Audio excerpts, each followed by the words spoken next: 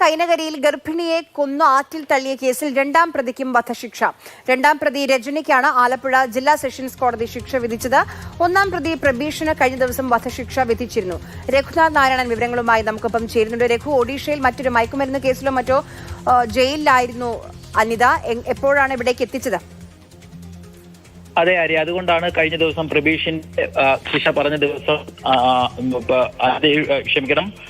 ഇവിടെ ശിക്ഷ പറയാതിരുന്നത്. ആര്യ പറഞ്ഞതുപോലെ തന്നെ ഒഡീഷയിലെ ഒരു ജയിലിൽ ഇവർ മയക്കുമരുന്ന് കേസുമായി ബന്ധപ്പെട്ട് ജയിലിലായിരുന്നു. അതുകൊണ്ട് പ്രതിയെ നേരിട്ട് ഹാജരാക്കണമെന്ന് കോടതി ആവശ്യപ്പെട്ടതിന്റെ അടിസ്ഥാനത്തിൽ ഇന്നാണ് കോടതി ഹാജരാക്കിയത്. രാവിലെ പ്രതിയെ കോടതിയിൽ ഹാജരാക്കിയിരുന്നു. അതിനുശേഷം വിധി പറയാനായി ഉച്ചയ്ക്ക് മാറ്റുകയായിരുന്നു. അല്പസമയം മുമ്പാണ് കോടതി വിധി പറഞ്ഞത്. ഒന്നാം പ്രതിയായ പ്രബീഷിനുള്ള അതേ ശിക്ഷ തന്നെയാണ് കോടതി വിധിച്ചിരിക്കുന്നത്. കാരണം പ്രബീഷിന് മേൽ ചുമത്തിയിരിക്കുന്ന അതേ കുറ്റകൃത്യങ്ങൾ തന്നെയായിരുന്നു രജനിക്ക് മേലും ചുമത്തിയിട്ടുള്ളത് എന്ന് മാത്രവുമല്ല, പ്രബീഷിന് വധശിക്ഷ നൽകണമെന്നുള്ള അതേ വാദം രജനിയുടെ കാര്യത്തിലും പ്രോസിക്യൂഷൻ മുന്നോട്ട് വെച്ചിരുന്നു. 2021 ജൂലൈ 10-ാം തീയതിയാണ് പുന്നപ്ര സ്വദേശി അനിതയുടെ മൃതദേഹം പൂക്കേരി ആറ്റിൽ നിന്ന് കണ്ടെത്തുന്നത്. തുടർന്ന് മൊബൈൽ ഫോണൊക്കെ നടത്തിയ അന്വേഷണത്തിൽ ഏറ്റവും അവസാനം അനിത സംസാരിച്ചത് പ്രബീഷുമായിട്ടാണെന്ന് കണ്ടെത്തി. അതിന്റെ അടിസ്ഥാനത്തിൽ നടത്തിയ അന്വേഷണത്തിലാണ് പ്രബീഷും രജനിയും അറസ്റ്റിലാവുന്നത്.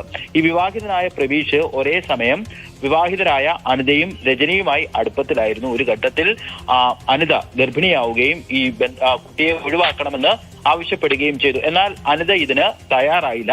തുടർന്നാണ് പാലക്കാട് ആലത്തൂരിൽ ജോലി ചെയ്യുകയായിരുന്ന അനിതയെ ആലപ്പുഴയിലേക്ക് വിളിച്ചു വരുത്തുന്നത്. ജൂലൈ 9-ാം തീയതിയാണ് വൈകുന്നേരമാണ് അനിത ആലപ്പുഴ ബസ് സ്റ്റാൻഡിൽ എത്തുന്നത്. അവിടെ നിന്ന് ഓട്ടോയിൽ അനിതയെ കൈനകരിയിലുള്ള രജനിയുടെ വീട്ടിലേക്ക് കൂട്ടിക്കൊണ്ടു പോവുകയായിരുന്നു. അവിടെ വെച്ച് പ്രബീഷ് വീണ്ടും അനിതയോട് ഈ ബന്ധത്തിൽ നിന്ന് പിന്മാറണമെന്നും കുട്ടിയെ നശിപ്പിക്കണമെന്നും ആവശ്യപ്പെട്ടു. പക്ഷേ അനിത അതിന് തയ്യാറായില്ല. തുടർന്ന് പ്രബീഷ് കഴുത്തത്ത് കത്തിവെച്ച് അതേ ഭീഷണിപ്പെടുത്തി നിലവിളി പുറത്ത് കേൾക്കാതിരിക്കാൻ വേണ്ടി രജനി വായ പൊത്തി പിടിക്കുകയായിരുന്നു. ഈ ഒരു പ്രയോഗത്തിനിടയിൽ അനിത ബോധരഹിതയായി. പ്രബീഷും രജനിയും വിചാരിച്ചു അനിത കൊല്ലപ്പെട്ടു എന്ന് കരുതി ഒരു വള്ളത്തിൽ മൃതദേഹം ഈ കൈനകരിയിൽ നിന്ന് തൊട്ടടുത്തുള്ള പൂക്കേരി ആറ്റിൽ കൊണ്ടുവന്ന് ഉപേക്ഷിക്കുകയായിരുന്നു. പോലീസ് വളരെ വേഗത്തിൽ അന്വേഷണം നടത്തുകയും 90 ദിവസത്തിനകം കുറ്റപത്രം സമർപ്പിക്കുകയും ചെയ്തതുകൊണ്ട് പ്രബീഷിന് ഇതുവരെ ജാമ്യം ലഭിച്ചിരുന്നത്. അയാൾ ഈ കേസിൽ അറസ്റ്റിലായ ഘട്ടം മുതൽ വിധി പറയുന്ന ഘട്ടവും അതിനുശേഷവും ജയിലിൽ തന്നെ തുടരുകയായിരുന്നു. ഇടയ്ക്ക് രജനിക്ക് ജാമ്യം ലഭിച്ചു. പ്രോസിക്യൂഷനെയും, അതായത് കേസ് വിദഗ്ധമായി അന്വേഷിക്കുകയും തെളിവുകൾ കൃത്യമായി ശേഖരിക്കുകയും ചെയ്ത അന്വേഷണ സംഘത്തെയും ഒപ്പം തന്നെ കോടതിയിൽ മികച്ച രീതിയിൽ വാദം നടത്തിയ പ്രോസിക്യൂഷൻ ഈ കേസിന്റെ വിധിഘട്ടത്തിൽ അഭിനന്ദിക്കുകയും ചെയ്തിട്ടുണ്ട്. കഴിഞ്ഞ ദിവസമാണ് വിവരങ്ങൾ നൽകിയത്.